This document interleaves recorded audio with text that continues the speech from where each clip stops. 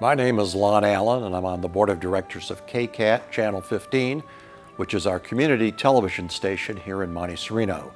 Welcome to Coffee&Candidates. The upcoming election is very important as 3 of the 5 council seats are open. To help us understand the issues, Dr. Larry Gerston, a political analyst with a nationwide reputation, will be interviewing the candidates. Dr. Gerston will ask the candidates about the issues that will be before the council the next 4 years. Please listen carefully so you could determine which candidates have a vision that mirrors your own. As a former mayor of Monte Sereno, I can tell you that it is very important that we have a city council that reflects the values of our community. Lastly, I'd like to encourage you to let us know whether our community television station is meeting your needs. We have a very short 3-question survey on our website, kcat.org, so please go up and let us know how we are serving this community of Monte Sereno. Thank you very much.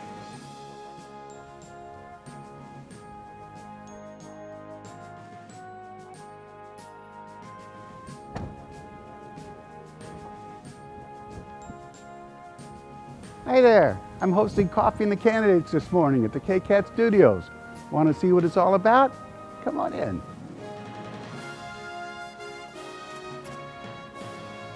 Hi everybody. Hi Larry. Good to see you.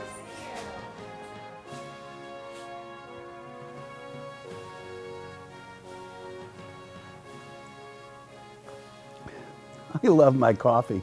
And thank you, Cafeteria, for providing this coffee throughout this series of Coffee and the Candidates. Well, hi there. Welcome to Coffee and Candidates. My name is Larry Gerston. This wonderful series is brought to you by KCAT and the Los Gatos Community Foundation. And during this series, we've got this terrific opportunity to interview the candidates running for the various city council offices in Monte Sereno, the town council offices in Los Gatos. And it really gives us, the voters, to get a first-hand idea of what they're all about, what they'd like to see, their visions for the community and for all of us as citizens. You got a lot on your minds as we get to November 6th, we know, but few things are as important as the election of our local officials, because we're going to have more to do with them than just about anything else or anyone else. So we have with us today Liz Lawler. Thanks so much for stopping by. Well, thank you for having me. And this is your, correct me if I'm wrong, your first run at the Yes. city council? Yeah. Yes. Mm-hmm. Well, okay. It's one thing to sit in the sideline. It's another thing to go knocking door to door. What's it been like? It's been crazy. It's a great experience. I have definitely gotten out of my comfort zone, which is good for me, and I'm learning a lot. And it's a great opportunity for me to teach my son, who just turned 18, who will be voting in this election for his mom. Oh. But a nice lesson in government and going for something that taking a risk and going for something.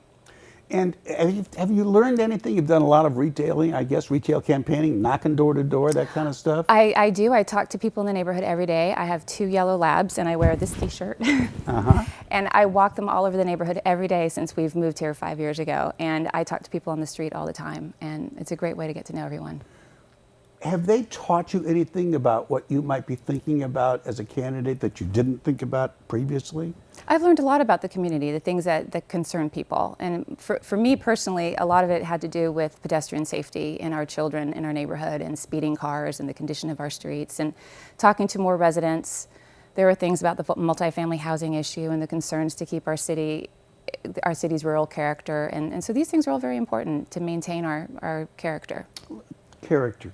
And then Monte Sereno has a very unique character. It does. We've known this, and that some people think that character has been disrupted or may be disrupted by the annexation of the land across Highway 9, which is now the home of the Hacienda, and which won't be for very long. Right. What do you think about all that? The idea of coming up with the low-cost housing and 34 units, is it, on just a couple of acres? How does that fit with your view of Monte Sereno? Well, unfortunately, we have this housing crisis in the state of California that the state has not been able to effectively deal with for 50 years. And we need to have housing. It's part of our future. As the grand jury report came out, density is our destiny. And as far as the Hacienda property goes, that's the one that made sense in a situation where we were really just forced to react. We didn't really have a lot of options. And we had a developer that was willing to take it on, and the property was there. And it makes sense because being on Highway 9, the ingress and egress is a lot easier to deal with. And it will be built within the architectural confines of our city. Some people have said, grumbled maybe a little bit, that it's going to change the character of our community by the people who live there. What do you think about that? Yeah, it's a tough question. I get it. I understand it. I grew up in a community like Monte Sereno. I grew up in Rolling Hills in Southern California, which is a rural, single-family homes, solely residential. We have horses and our own school. So I get it. I understand that. And I actually spoke to the city manager there the other day, and they're in the same situation. They want to preserve it, but we have limited resources. We don't have the land and the financial resources to purchase things. So I get it. And I think that the reality is that I want to approach this at the state level and work with communities like Rolling Hills to help the state reset their goals for us so that we can attain them, because any good manager knows that if you set unreasonable goals, you're never going to reach them. And at this point, we are set up for failure every time. How can we want to be part of the solution in some way, but we need to have reasonable goals and alternatives to meet those goals. And then I want to work on the county level and deal, potentially pursue the idea of subregions and creating a symbiotic relationship with Los Gatos and Saratoga. How can we help each other address this problem? Of course, Los Gatos and Saratoga aren't exactly enthused about No. the idea of coming up with low-cost housing. No.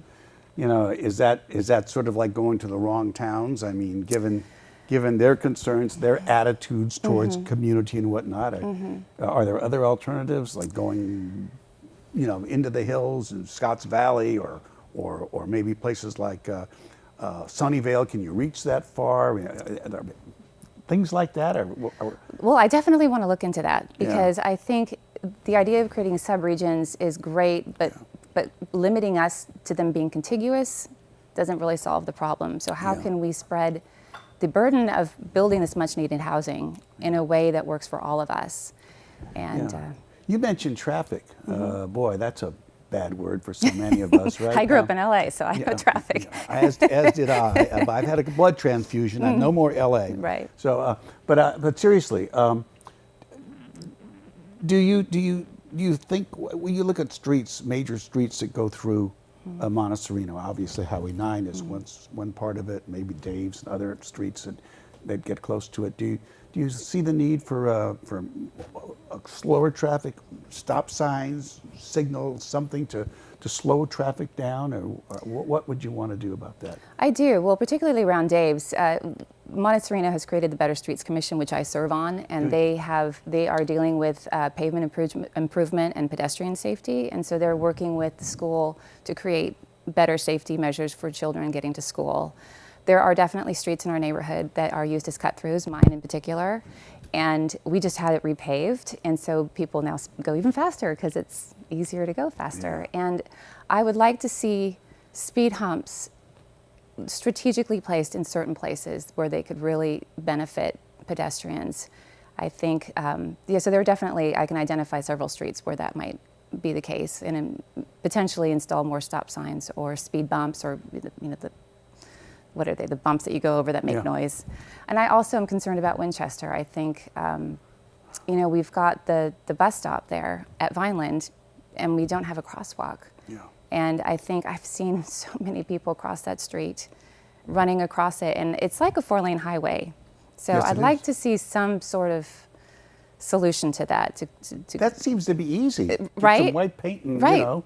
Why hasn't that been done? I don't understand it. I don't know why. Is that and the that's why problem I'm of also coordination between Los Gatos and Monte Sereno? There is some coordination involved, yes.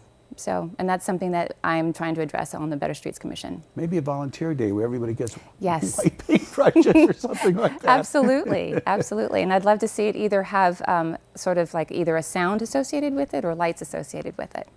Of course, we've already got a 25-mile-an-hour speed limit around there going down Winchester. Do you see the need of maybe another signal light or two to keep traffic? Because I've driven down that a lot of times, and let me Yeah. tell you, 25, I feel like I should be in the shoulder.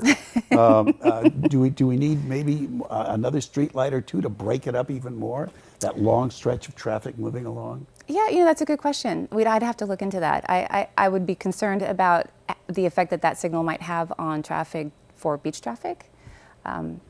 So if it can help in a way and be timed in a way to help, then that would be great. But so we'd have to really take a look at that. Well, you said the magic words, or maybe the dirty words for some beach traffic. Yes. Of course, we know it impacts 17. We also know it spills over to not only Los Gatos communities, but even Monte Sereno Sure. traffic moving through Winchester as it does, traffic coming down Highway 9 as it does. Yeah. What are your thoughts about this? Well, yeah, it's a difficult situation. I think that it's important to partner with Los Gatos, and they've already done as much as they can do. And on our end, actually, I've seen it improve somewhat, but we still get backed up on Winchester, and people are still cutting through the neighborhood.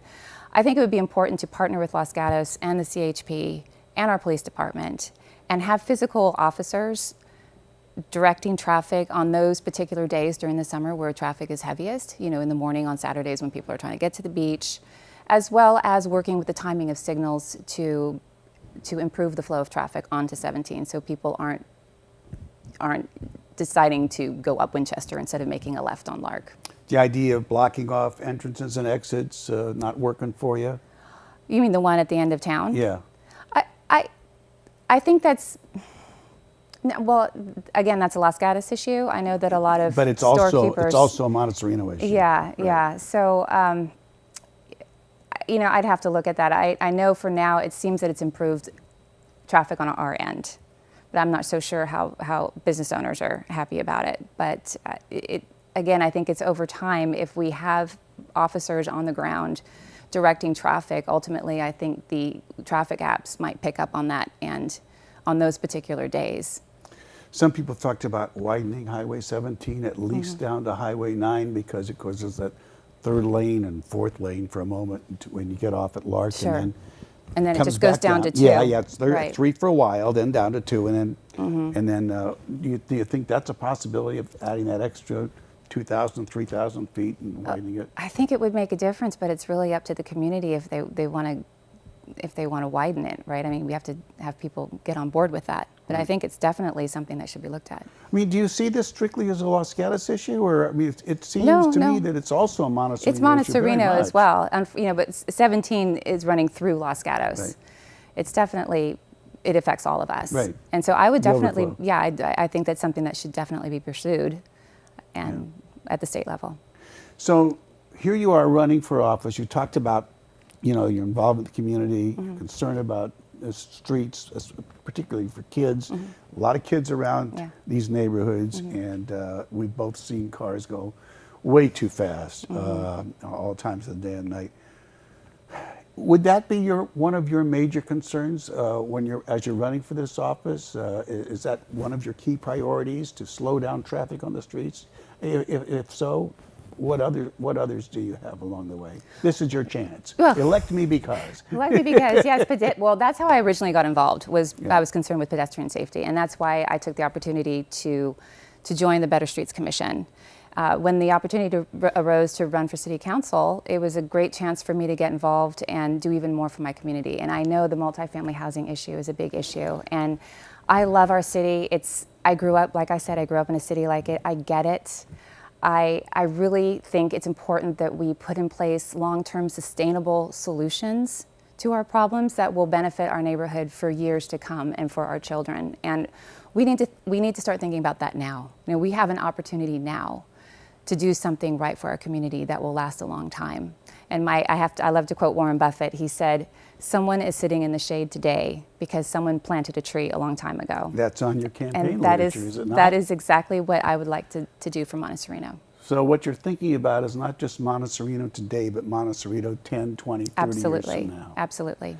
Do you think that the citizens of Monte Sereno, who strike me as a group of people who are very happy with their town just the way it is, cloistered in paradise, do you think they're willing to go with you on that and think about the future?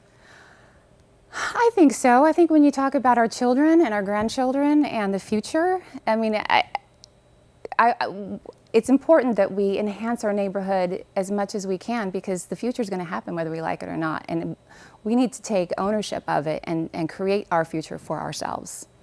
Let me throw you a curveball. At least I'm announcing it ahead of time. This is the year people say of Me Too. And here you are, a woman running for office. Do you sense, as you now run for this office, do you sense people looking around and saying, you know, maybe it's time we listen more to women than we have in the past, because maybe women can act differently than men and solve some of the problems that men haven't solved? Do you sense any of that as you run? I know you're running as a candidate. I know you're running as a person. You're running as this and that. But do you sense that kind of gender spike that maybe we haven't seen in the past?